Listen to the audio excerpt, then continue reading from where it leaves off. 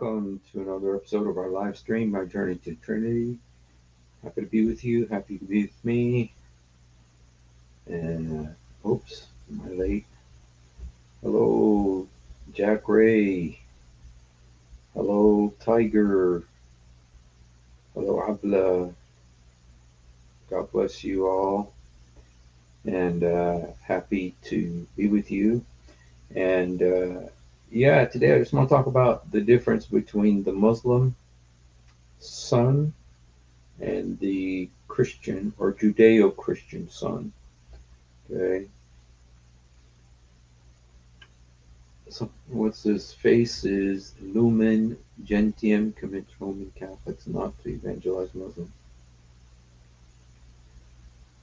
Yes. Yes, and not just my mother, lots and lots of my uncles. Lots of my uncles.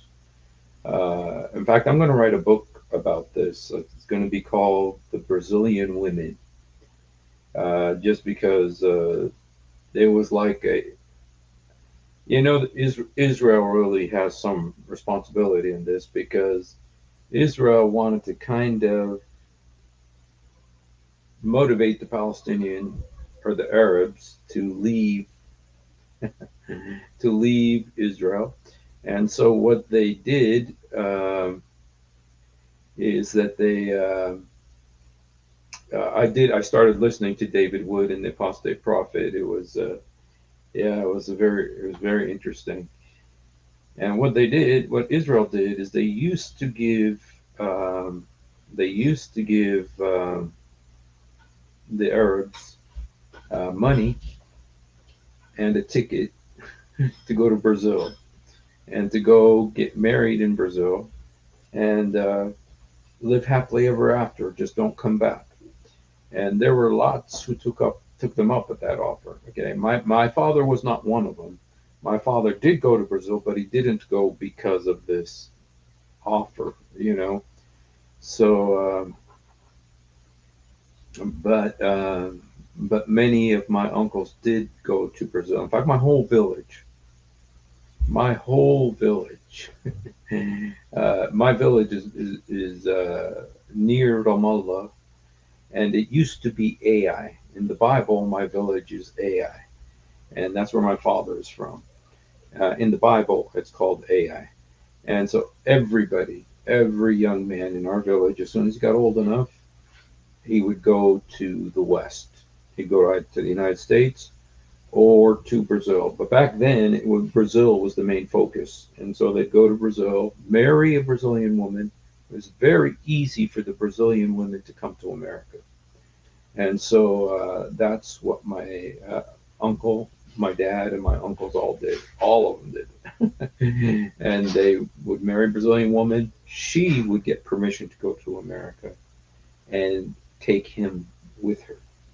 And so it was a way to come to America. It was kind of like a green card, different. But then Brazil found out about it, and so Brazil uh, made a law against it because they found out about it.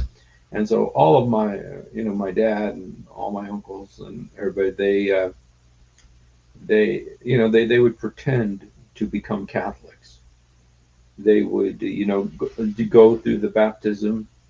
And I actually saw my father's baptismal certificate when I went back to Brazil. I've been to Brazil like 5 times.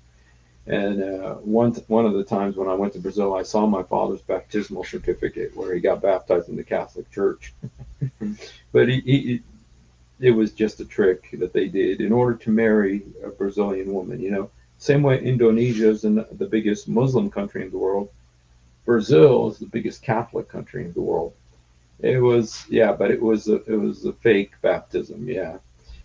But you still have to say stuff. You have to confess. You have to pray to something in order to get baptized. You don't get baptized without agreeing to believe in something. And so I don't know how it's done in the Catholic Church, but my father was baptized in order to marry my mom, and he didn't mean it, but but anyway, lots of my uncles and some of the women, some of those Brazilian women did become Muslims. Some of those Brazilian women did become Muslims. Not all of them. My mom did not. My closest aunts did not. They were they remained Catholic their whole lives. But there were some that did become Muslims. It's very sad. And uh, no, they didn't. They just got married in the Catholic Church. So. And uh, but so anyway, um, there was one of the women. Thank you, Tiger. One of the women, she committed suicide when she came to America. She had a baby, and her husband. They used to fight, I think, all the time, and she jumped off a building. And her daughter was a. I actually, long story. It'll be in the book. So anyway, but it was. There were lots of these women that this happened to, and yeah, so very interesting situation. So anyway, today I was kind of wanting to speak about the biblical son versus the Quranic son, just because some of the language, um, yes, and some of the language between the Quran and the Bible, some people could say, well, there's some similarities between what the Bible says and what the Quran says about the Son. Uh, Not really, but let's look at the way that the Quran talks about the Son and the way the Bible talks about the Son. Now, the way the Bible talks about the Son, talks about the Son many, many times in the Bible. Let me see. I could actually tell you. Um,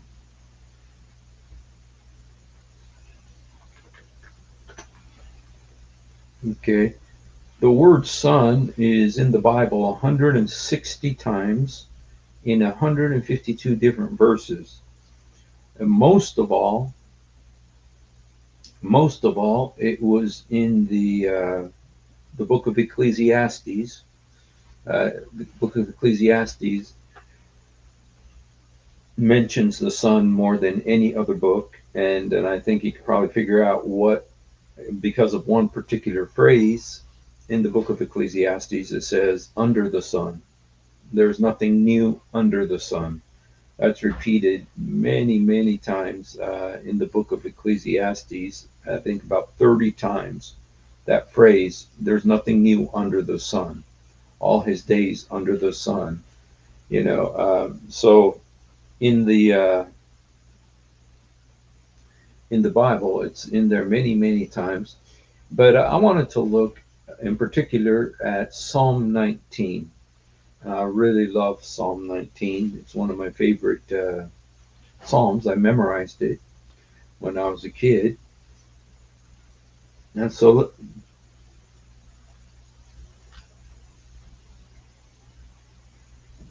um, I mean, person confessing.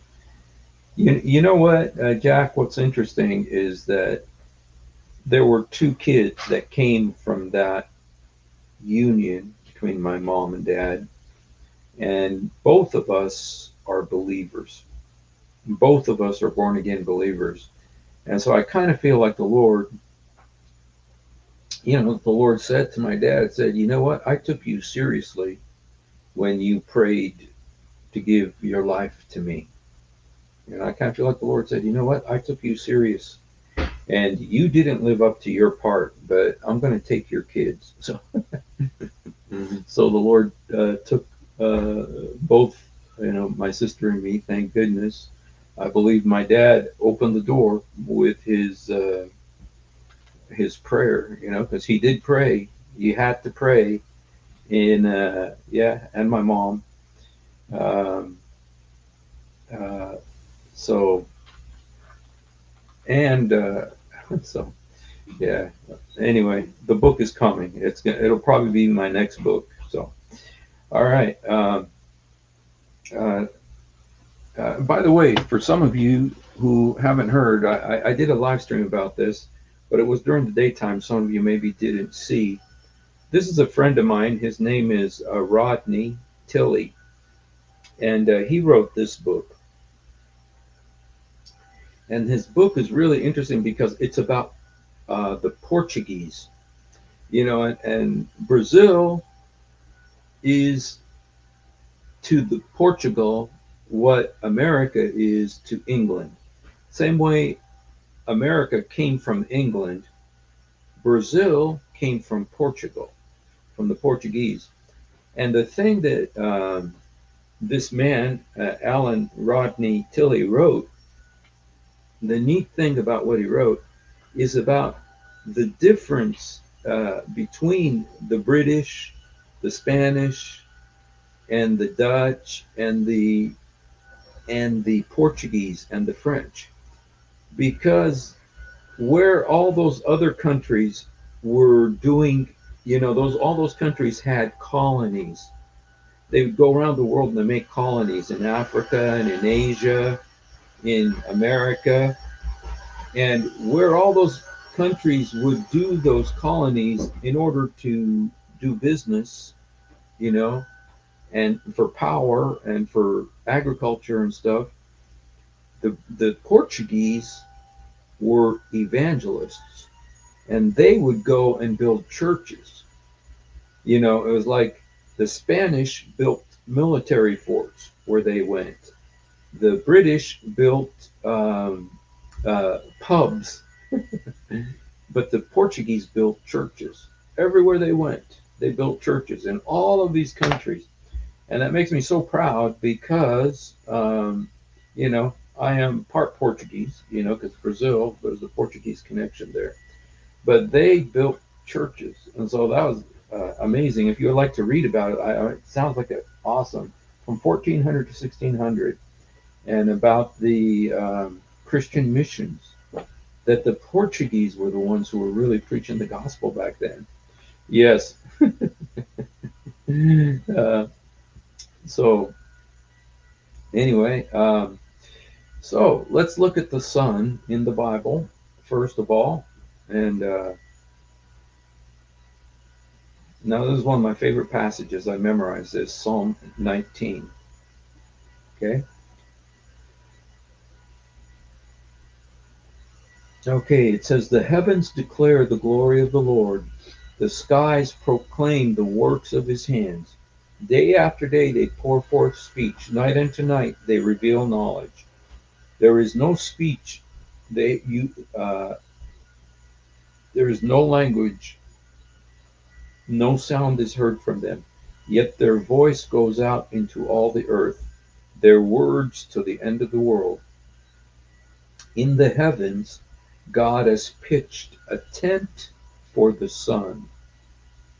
It is like a bridegroom coming out of his chamber, like a champion rejoicing to run a race." Okay? It rises at one end of the heavens and makes a circuit to the other. Nothing is deprived from its warmth. So here in this psalm, it talks about the sun. And it says some very interesting things about the sun, you guys. Um, uh, some of this is what's the word? It's called phenomenological, phenomenological language. Okay. Now, what does phenomenological language mean? That means that it's a language based on a phenomena that's describing a phenomena. It's not literal, but it's describing a phenomena. And here, talking about the sun, it's using this phenomenological language. Okay, but it's not uh, there's aspects of it that are very accurate. And I'm telling you some stuff that I got from like Chuck Missler. That here, what does it say about the sun? It says, "In them hath he pitched a tent."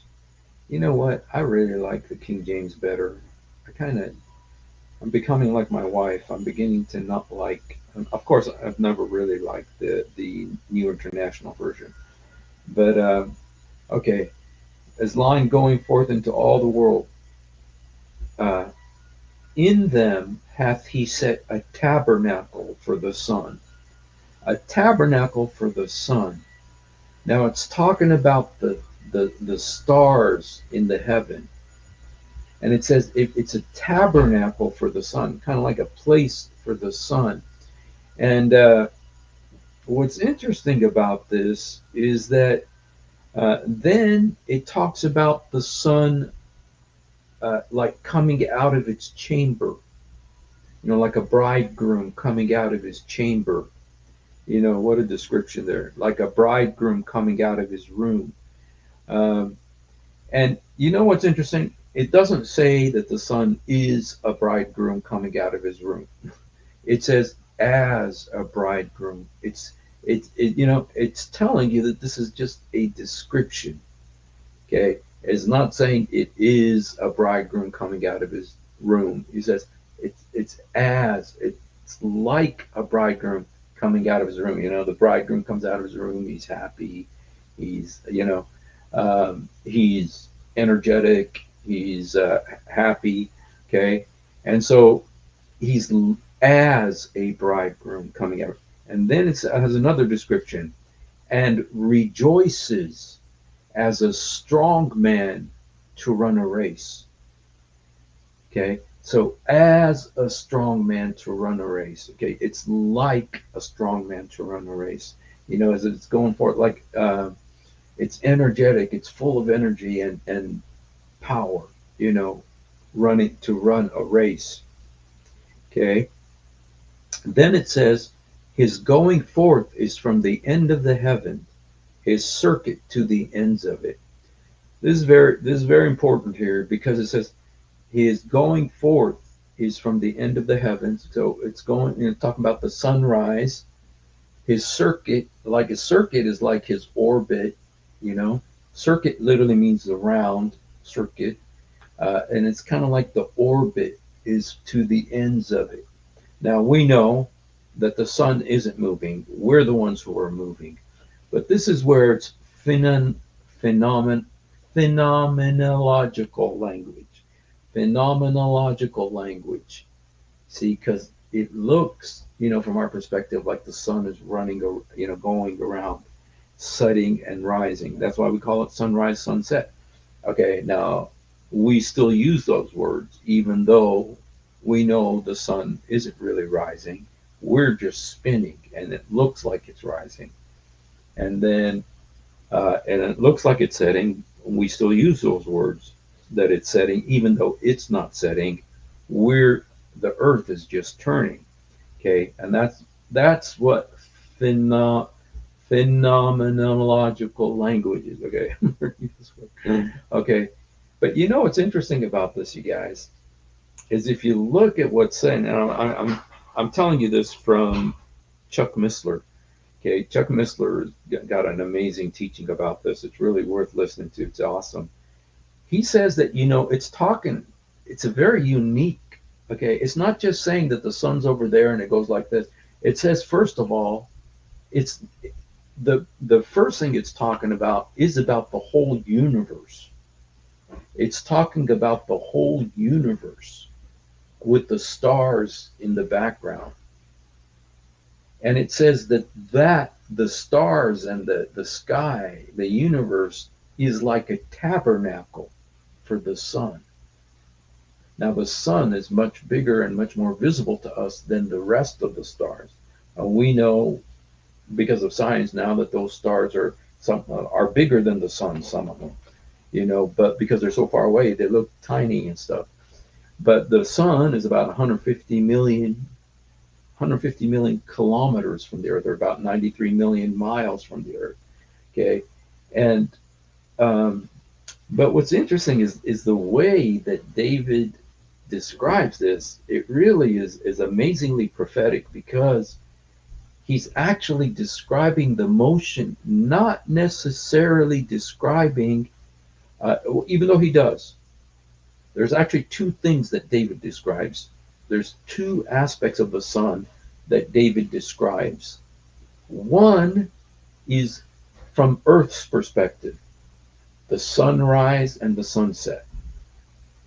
Describes the sunrise and the sunset from the Earth's perspective. Okay, he describes that okay. There's nothing hid from the heat thereof. His line has gone out throughout all the earth. Okay, so it does have the sunrise and sunset. You know, his going forth is from the end of the heaven and circuit to the ends of it. There's nothing hid from the heat thereof. But there's also an element where it's actually describing the movement of the sun in the universe, in the galaxy. And we know there are billions of stars in the galaxy. And it's like the sun, when it's running, isn't running, around the earth. It's running in the galaxies. The whole galaxy, the Milky Way, that we is moving through. Excuse me, the whole solar system, our solar system, the Earth with the 9 planets, is moving through the galaxies. And so this right here is not just describing the sun and its appearance to us, it's also describing the sun running a race through the galaxy, which has billions of stars. And that's actually the way it is, because there is a movement of the solar system through the galaxy. And this is what it's describing. It says the sun is going forth as a bridegroom coming out of his chamber, rejoices as a strong man to run the race. His going forth is from one end of the heaven, his circuit to the ends of it. And so there's that. It's not just describing our view of the sunrise and sunset, but also the movement of the solar system, the sun and all its planets moving through the galaxy. So, I just wanted to show this, that the Bible, it's actually scientifically very accurate in its description. And we know there's phenomenological language here of describing the sun moving as if it's, it looks to us like it's rising and setting, and we know it's not. But it's still correct, because it's still, everything that the sun does, it's so far away. It's from those millions of miles away, that it's doing this. So anyway, and there's a lot of poetic language in this too. There's a lot. Let me just read it one more time, and then we'll go to the Quran's kind of humorous descriptions of the sun. Okay. Let me read it. Start from the beginning. Okay. The heavens declare the glory of God. The firmament shows your handiwork. Firmament meaning the universe, the stars in the sky. Day unto day uttereth speech. Night unto night showeth forth knowledge. There is no speech nor language where their voice is not heard. Their line is gone out through all the earth, their words to the end of the world. In them hath he set a tabernacle for the sun, which is as a bridegroom coming out of his chamber, and rejoices as a strong man to run a race. His going forth is from the end of the heavens, and his circuit to the ends of it. There is nothing hid from the heat thereof.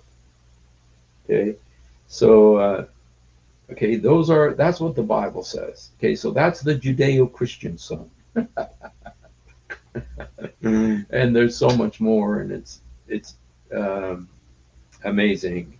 Okay, but now um, let's look at the Muslim. Now let's look at the Muslim sun.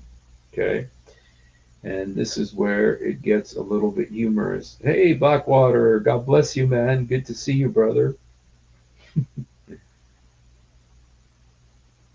All right. Okay. In the Quran, it's in chapter 18 of the Quran, verse 86. And this is talking about Alexander the Great, supposedly. Okay. And very well known passage. It says that Alexander the Great, uh, let's, let me just go back here. Let's go from 84. It says, surely we established him, talking about Alexander the Great, Dhul Qarnayn is what it's called in the Quran. We established him in the land and gave him the means to all things. So he traveled a course until, now this is very important, you guys. Now this is talking not about the sun, it's talking about Alexander the Great. Talking about Alexander the Great, Dhul Qarnayn, he traveled a course. That means there's a literal uh, course, or not necessarily a road, but a path that he traveled. Okay, he traveled a course, a particular way. Okay, um, and it tells you that it led him to a place. You see, this is where the Quran kind of goes off. It says he traveled a course until he reached the setting point of the sun. Okay. Now, this particular translation is really bad. Okay, because it does not. Let me put on a different one, because I don't like this translation, because it's so bad. Um, okay, the clear Quran. Yeah, right. Okay, okay. I want to get Pickthall. I do not want Mustafa Khattab. I can't stand his translation. Yusuf Ali Hilali Khan. Okay, let's have these. Okay, maybe Sahih International. Okay, let's have these instead. Okay, so he followed away. Okay, until when he reached the setting place of the sun. Okay, he found it setting in a body of dark water. Okay, so when the Quran is describing it, it's saying that Alexander the Great, okay, he followed a road. Okay, from the Arabic, that's probably the best way to say it. He followed a road until he reached the hatta balagh maghrib shams. He reached the setting of the sun. إذا بلغ, reached maghrib shams. He found it. Okay, now it doesn't say in the west. Okay, okay. You know what? I think this one, Pickthall, is the better one. Till he reached the setting place of the sun. He found it. Okay. What's important about this is he reached a place.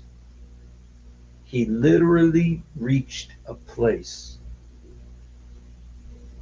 Whereas you see the biblical account that it's 93 million miles away, the sun is rising and setting, Here in this biblical account, Quranic account, this is Allah now. This is Allah speaking, uh,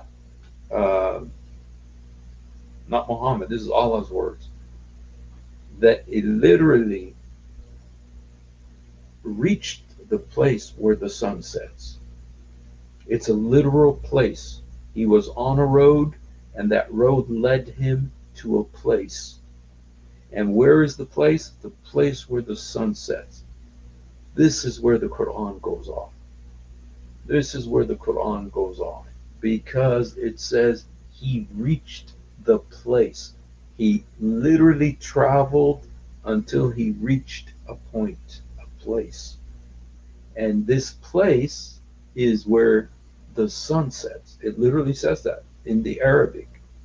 Read the Arabic. حتى إذا بلغ, reached, until he reached Maghrib al-Shams, setting of the sun. And he found it. He found it, the sun, تغرب, setting, في عين حامئة, setting in a pool. Ain. You know the word ain in the Arabic, when you say ain, you know, there's actually, there's many, you know, this is very key, the word ain. Let me just show you some places in the West Bank. Ain. There's actually a village.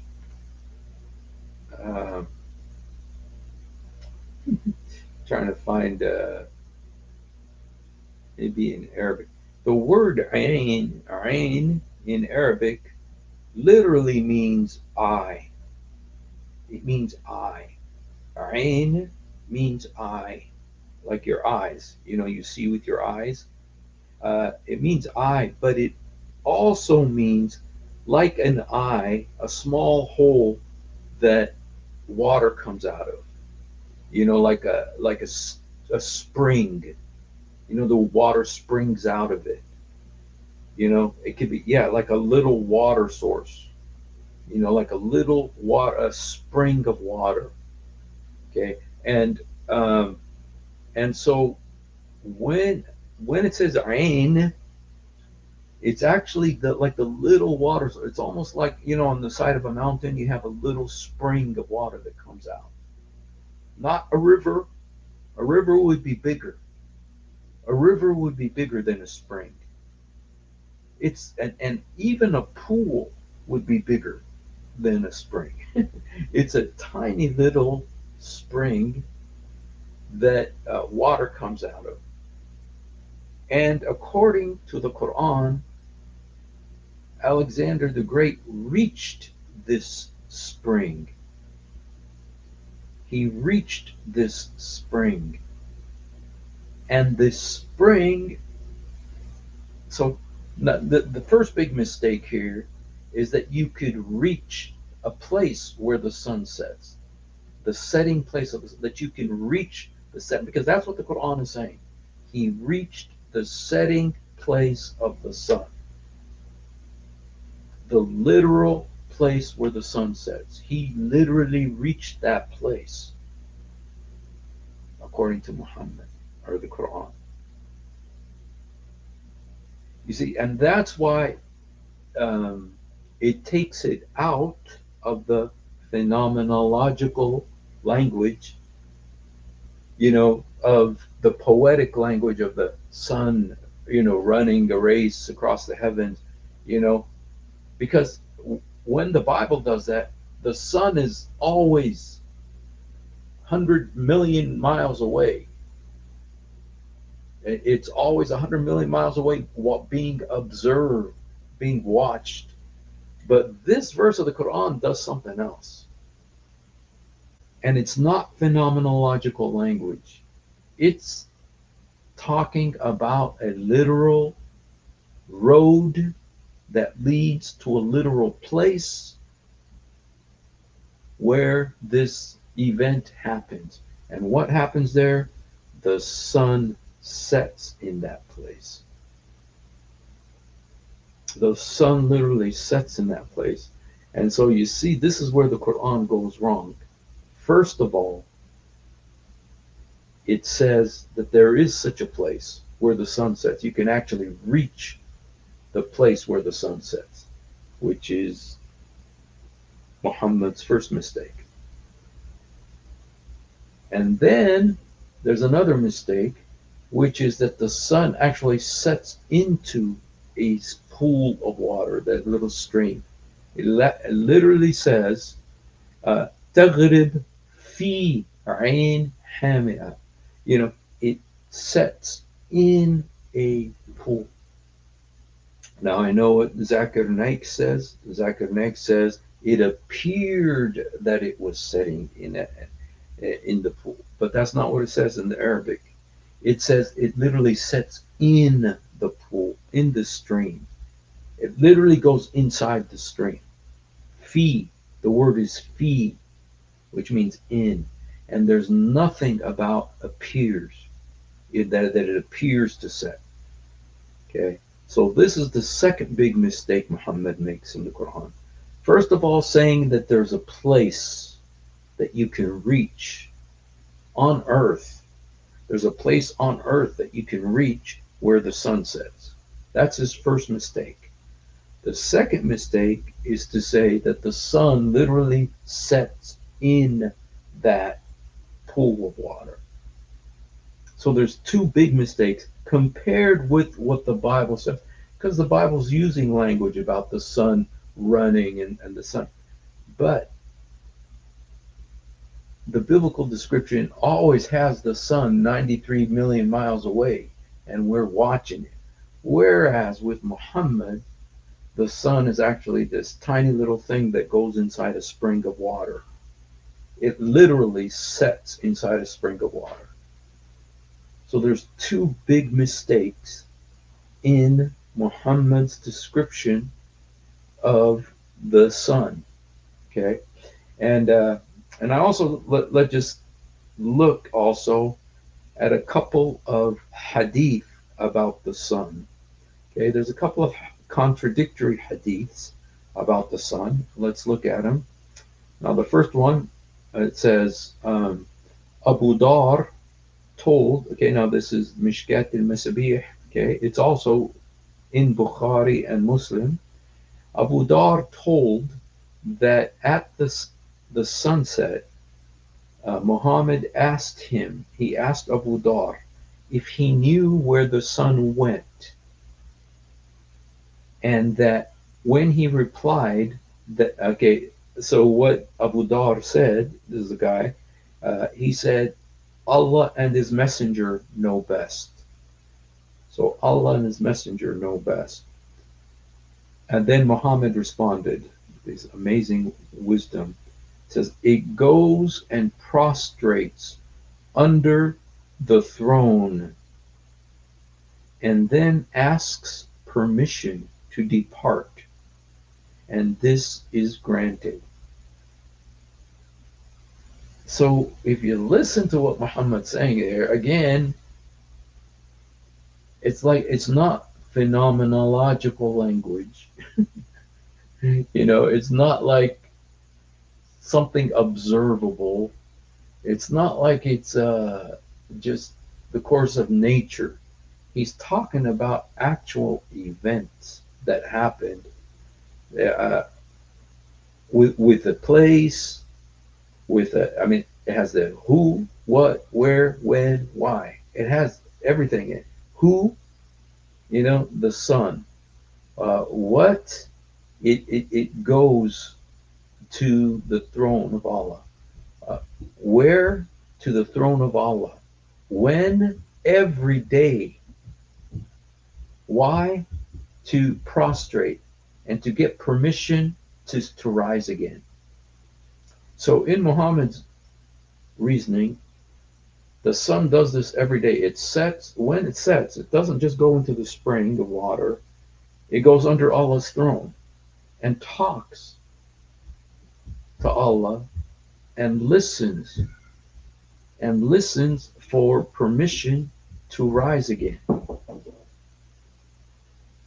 And, of course, you can think about, well, the sun is always 24 hours.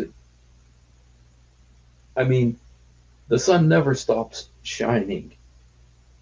And, if this Muhammad's description here were correct, that means the impossibility of it, because that would mean it goes under the throne and then asks for permission to rise again, and is given permission, and so it rises again. But that means that it's dark for that time that it's under the throne before it rises again. But there's never a time where the whole world is dark. Always part of the world is light. Always, because the world rotates around the sun. And so, it's kind of crazy. You can't really make sense of it. But it says it prostrates itself under the throne of Allah and asks for permission to depart, and this is granted. But it will soon prostrate itself, and that will, when it will not be accepted from it, will ask for permission to depart. That will not be granted. It will be told to go back the way it came, and it will rise in the place of setting. That is the meaning of the words. Okay. And this, you guys, there's a Barack Obama connection to this, you guys. There's a Barack Obama connection to this. Because of this hadith, there's this belief that one day the sun is going to rise from the west instead of rising from the east. Okay? It's going to rise from the west instead of going this way, it goes this way. Okay? It's going to rise from the west. And there's actually people, I don't know if you remember, this.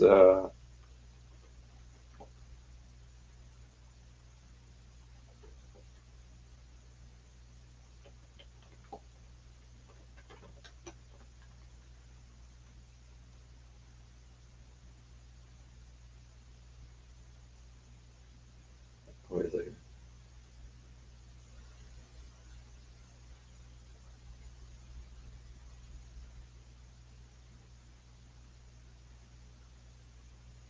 Okay, now this may just be. Okay, see this? This was a symbol that Obama used. And, it had, actually, there were some of the, where they said Obama had his face in it.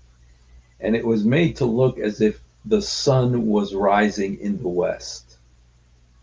And so they were saying the sun was rising in the west. And so they were saying this about Obama. So anyway, that was a conspiracy theory or something. So anyway, but I don't know. It's possible it wasn't just a conspiracy theory. So, yeah, and they believe that would be kind of like the last day or something like that, that the sun's going to rise in the west instead of from the east, because Allah's going to say, no, don't go back. Go back the same way you came. So instead of going consistently the way it always goes, it goes back. And so I think that's Judgment Day, when that'll happen. So anyway, they thought Obama was the sun that rose in the west. So there were some people that said that. So, so anyway, I want to show you another hadith. Okay, this hadith. Okay, now this was this Abu Dhar was actually sitting behind Muhammad on a donkey. So Muhammad was sitting in front, and Abu Dhar was sitting behind him on a donkey. Okay, there was like two men riding together on a donkey. Muhammad was in front, Abu Dhar was behind Muhammad on a donkey. I was sitting behind the Messenger of Allah, Sallallahu, who was riding a donkey while the sun was setting. He asked, "Do you know where this sets?" I replied, "Allah and His Apostle knows best." He says, "It sets in a spring of warm water." This is Sahih. So anyone who says that that's not what it means, anyone who says it's not what it means, it's very clear that that is what it means. It means that the sun sets in a pool of warm water, and or it sets under the throne of Allah. I don't know. Now there is a hadith that says Allah put his throne on top of water. So is it the water of the spring? He built his throne, Yeah, you can try to make sense of this. But anyway, I just wanted to show, because sometimes people say, well, in the Bible, you kind of got the same imagery of the sun moving and stuff. But if you look at the way the Bible describes it, it is phenomenological language. It really is very consistent and logical. Whereas the Quran and the Hadith descriptions of what the sun does is really bizarre and very, very contradictory and wrong. Okay, with two big mistakes. Number one, that it sets inside the earth, because it's on the earth. It comes and sets in a spring of water. Okay, and you have the Quran saying it, and then you have Muhammad in a Sahih Hadith affirming it, explaining it. Because, Zakir Naik, of course, we know what Zakir Naik says.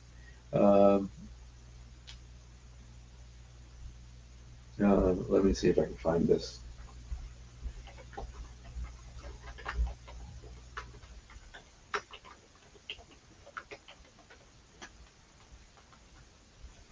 Okay. This is always good for a good laugh.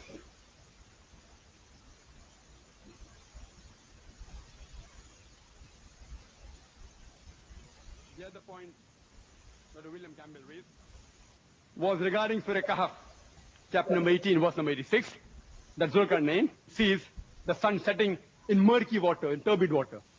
Imagine sun setting in murky water, unscientific. The Arabic word used here is, it is wajada. Wajada, wajada, wajada. Meaning, it appeared to Zulkarnain. Okay. His Arabic, even with my little limited Arabic, I know wajada does not mean it appeared. Wajada does not mean it appeared. It appeared in Arabic is ظهر. ظهر كأنه ظهر إنه غربت في الشمس، أغربت في العين. ظهر إن الشمس تغرب في البحر. The word is ظهر. Appeared means ظهر. ولا بين. It looked like, ظهر. But the word he used, appeared, is like ظهر. Not wajada. Wajada means he found it. But he's lying to people. If he knows. I know he doesn't know Arabic, but if he knows, then he's just lying. And Dr. William Campbell knows Arabic. And you don't know Arabic. Wajada means, if you look up in the dictionary also, it means it appeared. So Allah subhanahu wa ta'ala is describing what appeared to Zulkarnain. Well, Muhammad took away this explanation because Muhammad said it sets in a muddy pool. He says, let me explain it to you exactly. Muhammad described that it sets inside a muddy pool. He says, do you know where the sun goes? Literally, do you know where the sun goes? It goes into a muddy pool. So anyway, that's the difference between the Muslim sun and the Christian sun. And let's see what else he says. Sometimes it's good for a laugh. If I make a statement that the student in the class said 2 plus 2 is equal to 5, and you say, oh, Zakir said 2 plus 2 is equal to 5. I didn't say. I'm telling the student in my class that 2 plus 2 is equal to 5. I'm not wrong, the student is wrong. There are various ways to try and analyze this verse. One is this way, according to Muhammad Asad, that wajada means it appeared to Zulkarnain. Point number Okay, it doesn't mean that though. The word wajada doesn't mean that. 2. The Arabic word used is maghrib. It can be used for time as well as place. When we say sunset, sunset can be taken for time. If I say the sun sets at 7 p.m., I'm using it for time. If I say the sun sets in the west, it means I'm taking it for place. So here, if you use the word maghrib for time, so Zulkarnain not reached that place of sunset, use it at time. He reached at the time of sunset. No, that's not what it says in the Quran, that it reached at the time of the sunset. You know, let's just look at what the Quran verse says again. إِذَا بَلَغْ مَغْرِبِ الشَّمْسِ وَجَدْهَا تَغْرَبْ. And the thing for him too is that the word maghrib, taghrib, is used twice. He reached the place of the setting of the sun, and he found the sun setting. So what he's saying is wrong. Okay. He found the sun was doing something. Maghrib, taghrib is a verb, setting. The problem is solved. Furthermore, It's you not solved. can solve it in various ways. Even if Dr. William Campbell says, no, the basic assumption is too much. It is not appeared to, it is actually this.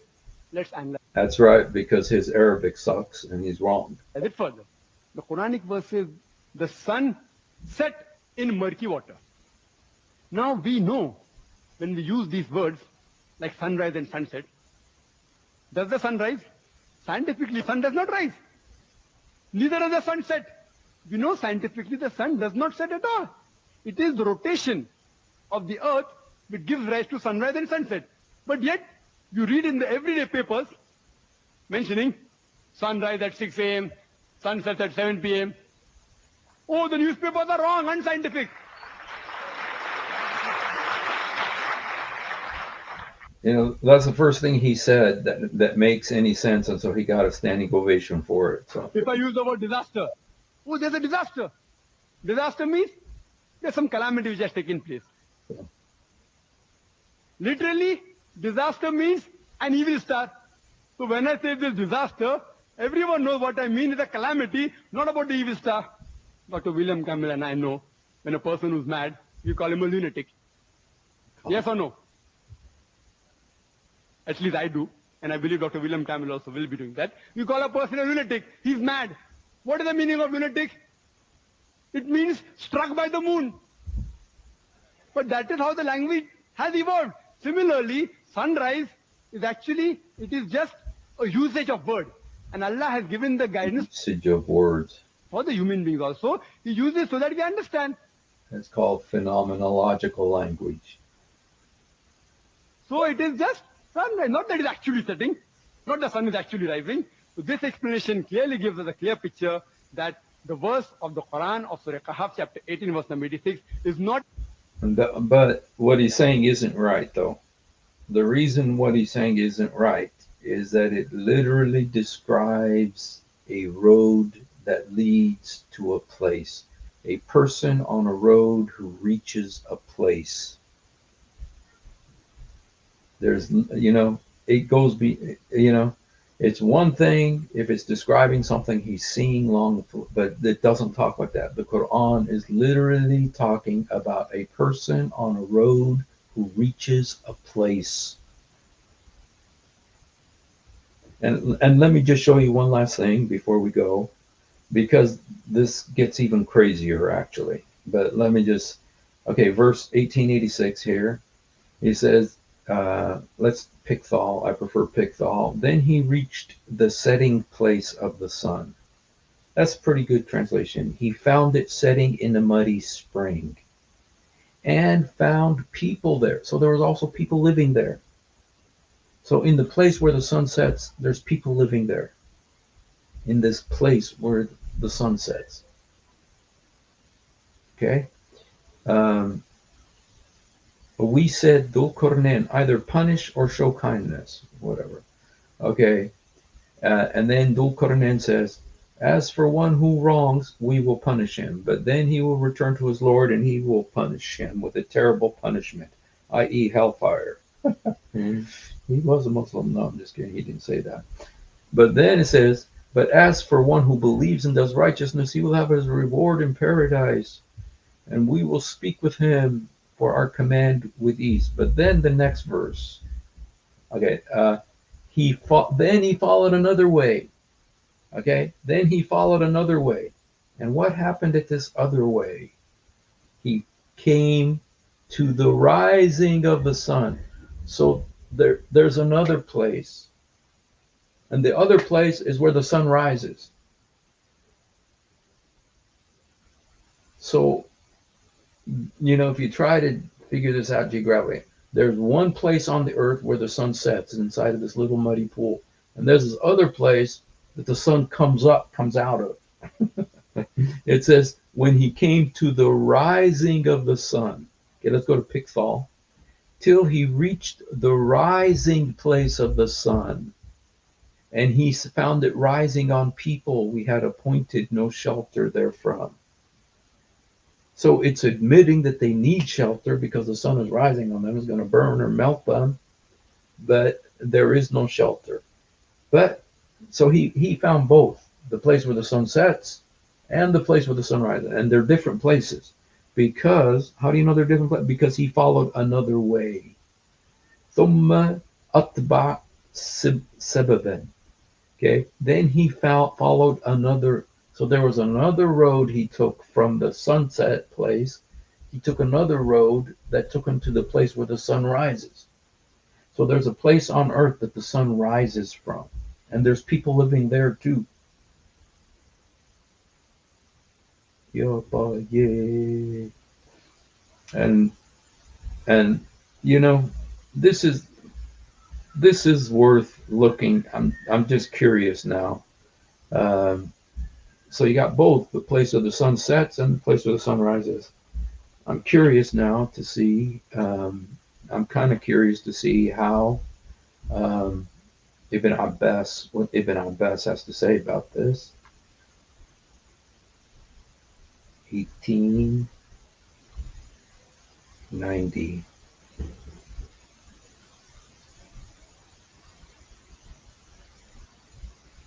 Okay.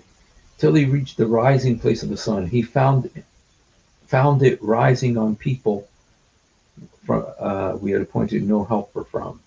They were naked creatures. Okay, they had no mountains, trees, or clothes. They were naked creatures. Of course, Muhammad. Okay, I'm just kind of curious. I didn't see that part. Let me see. 90. Let's see, 91.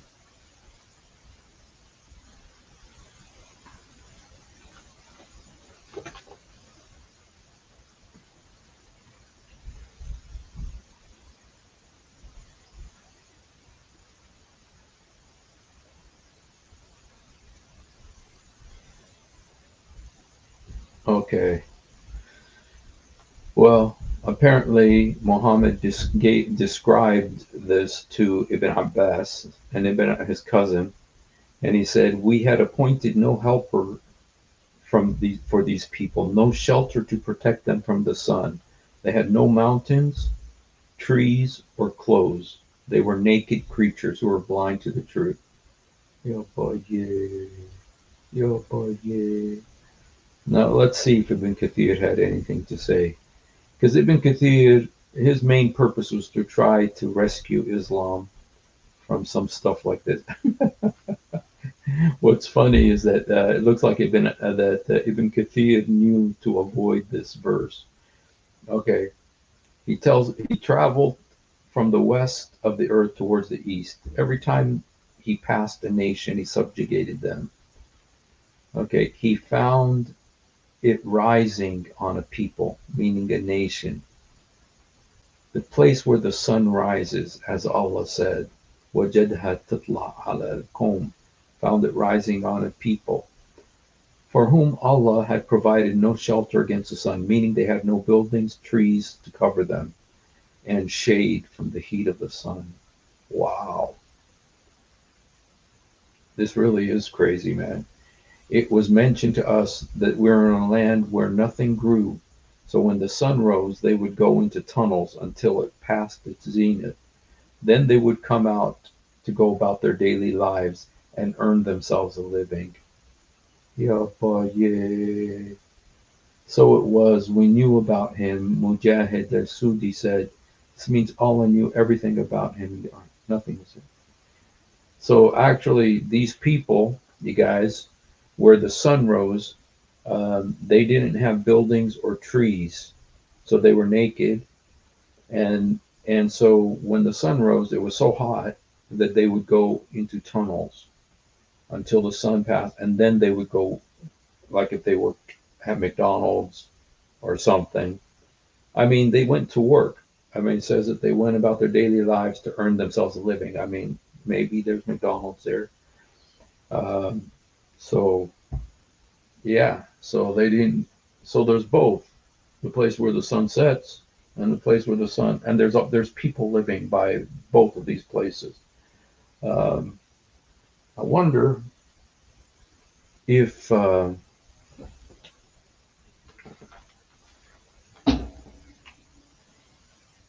if Grok can make an image.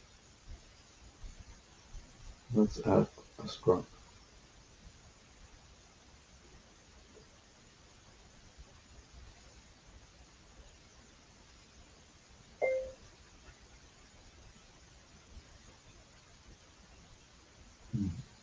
Do we know the place where the sun rises that is described in Quran 18 verse 90?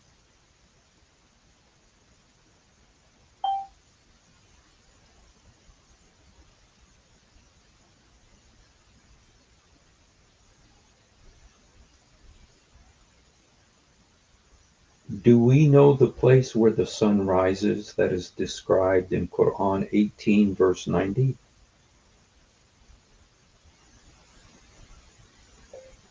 Do we know the place? Do we know the place? Oh, come on. I want you to talk. Do we know the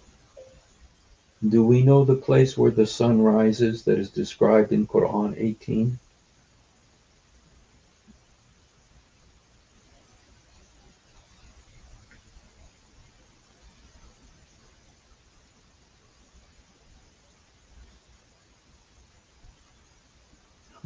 Talk.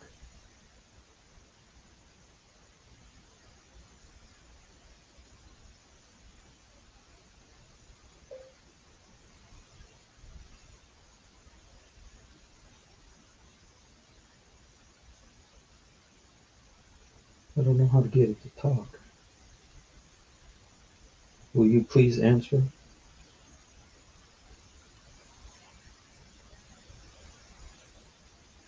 Can you please talk?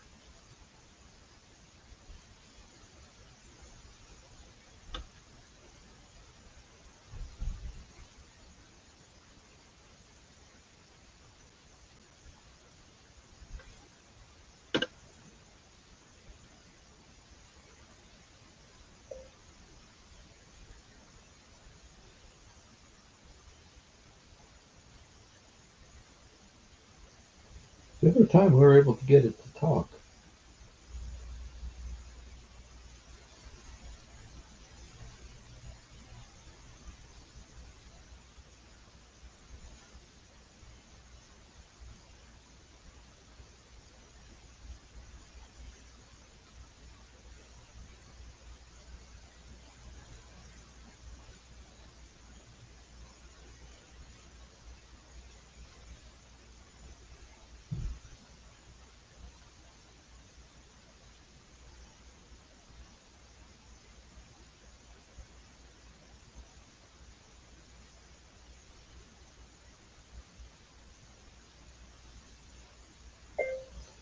Do we know the place where the sun sets described in the Quran?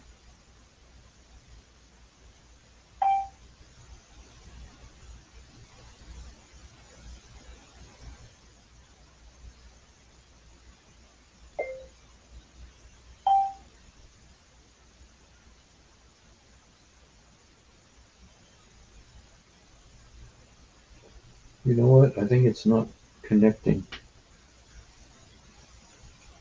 So, all right, you guys. Uh, talk. Talk.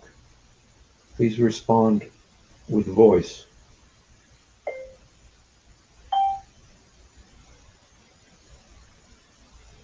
You know what? I think there's a problem connecting. So, all right, you guys. Well, anyway, we actually made it to an hour. I didn't think we were going to make it an hour. You know. Let's see. Grok. Grok. Can you talk? It says it's connecting. Does that mean it's not connected? Oh, it's connected. Grok, please talk. Grok, please talk.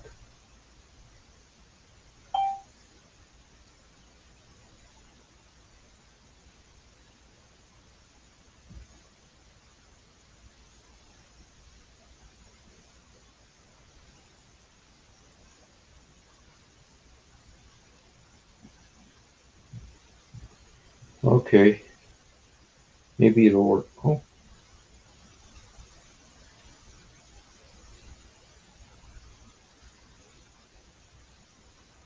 okay. I'm not sure it wants to work tonight, so Elon's alter ego. Well, Elon is very upset with President Trump right now, and he's trying to make problems. Maybe that's why he's like kind of picking on Trump supporters. And so, anyway, guys, thank you for hanging out. I was kind of hoping that one of our Muslim friends was going to come so we could witness. I know Blackwater came.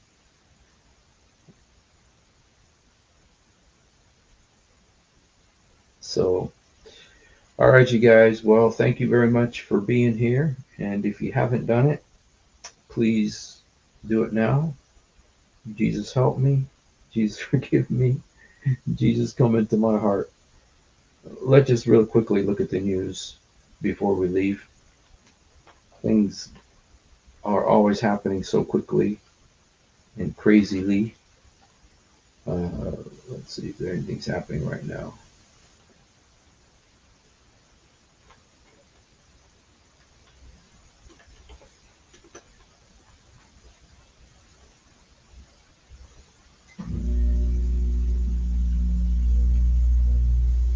Oh, Great America is going to close down, you guys.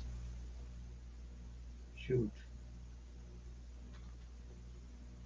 Okay.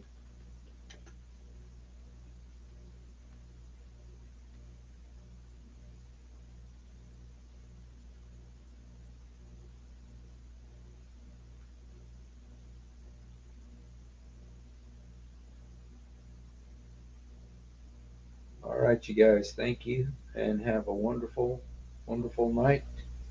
And hope to see you tomorrow. And God bless you. Thank you. Read Psalm 19. It's awesome. I love it. I memorized it a long time ago. Let me see if I can quote it. It says, "The heavens declare the glory of God. The firmament showeth thy handiwork. Day unto day uttereth speech. Night unto night showeth forth knowledge. There is no Their line is gone out into all the earth, their words unto the end of the world. In them hath he set a tabernacle for the sun, which is as a bridegroom coming out of his chamber, and rejoices as a strong man to run a race. His going forth is from the end of the heaven, his circuit to the ends of it. There is nothing hid from the heat thereof. The law of the Lord is perfect, converting the soul. Testimony of the Lord is sure, making wise the simple. Statutes of the Lord are right, rejoicing the heart. The commandments of the Lord are pure, enlightening the eyes. The fear of the Lord is clean, enduring forever." Now I have to cheat. Okay. "More to be desired are they than gold, yea, than much fine gold, sweeter also than honey and the honeycomb. Moreover, by them is thy servant warned, in the keeping of them there is great reward. Who can understand his errors? Cleanse thou from me secret faults. Keep back thy servant also from presumptuous sin. Let them not have dominion over me. Let the words of my mouth and the meditation of my heart be acceptable in thy sight, O Lord, my strength and my redeemer. Yep. So. All right, you guys, have a blessed night.